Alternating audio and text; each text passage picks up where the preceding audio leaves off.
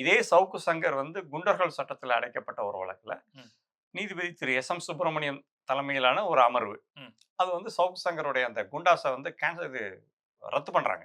சரி. ரத்து பண்ணும்போது வந்து நீங்க வந்து ஒரு டிஸ்சென்ட் திரும்ப இதுல திரும்ப சொல்லியிருக்காரு. ம். அரசாங்கத்திற்கு எதிரான ஒரு மாற்று கருத்து சொல்கின்றார் என்ற ஒரே காரணத்துக்காக வேண்டியே வந்து இது வந்து ஏன்னா வந்து ச ஆக்ட் 14 ஆஃப் 82 ம். அதாவது குண்டர்கள் தடை சட்டம் வந்து என்ன சொல்லுதுன்னா, பொது அமைதிக்கு பங்கம் விளைவிக்கணும். அதுதான் அடிப்படையான விஷயம். ம்.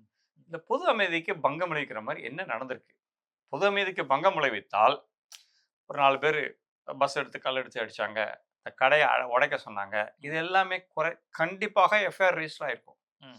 பொது அமைதிக்கு பங்கம் விளைவிக்கிற மாரி எந்த விதமான தகவலும் இல்லாமலே, பொது அமைதிக்கு இவர் பங்கம் விளைவிக்கிறார். அதாவது இவர் பேசுறது மூலமாக, அவதூறாக பேசுறது மூலமா பங்கம் விளைவிக்கிறார்ன்னு நீங்க சொன்னா கூட, பங்கம் ஆக்சுவலா அந்த ஃபீல்ட்ல நடந்திருக்கணும்ல. அந்த ம். மாரி எந்த விஷயமும் இல்ல அப்படிங்கிறதெல்லாம் சுட்டிக்காட்டி, அந்த இது ரத்து செய்யப்படுகின்றது. அந்த முதல் அந்த குண்டர்கள் சட்டம் தடை செய்யப்பட்ட உடனே, அடுத்த 4வது நாள் வந்து தமிழ்நாடு ஏன்னா இவன் மேல மொத்தம் 48 கேஸ் இருக்கே. ம். குண்டர்கள் சட்டத்திற்கு வந்து என்ன வேணும்னா, 1 வருஷத்துல 3 எஃப்ஐஆர் அவ்வளோதான் கணக்கு. ம். ஸோ, அதனால அடுத்த எஃப்ஐஆர் போடுறாங்க. அடுத்த எஃப்ஐஆர் மேல சவுக்கு சங்கர் தரப்புல வந்து உச்சநீதிமன்றத்துக்கு போனோனே, ம். அந்த சத்தம் காட்டாம அந்த 2வது குண்டர்கள் சட்டம் வந்து வாபஸ் பெறப்படுகிறது. பின்வாங்கிடுறாங்க.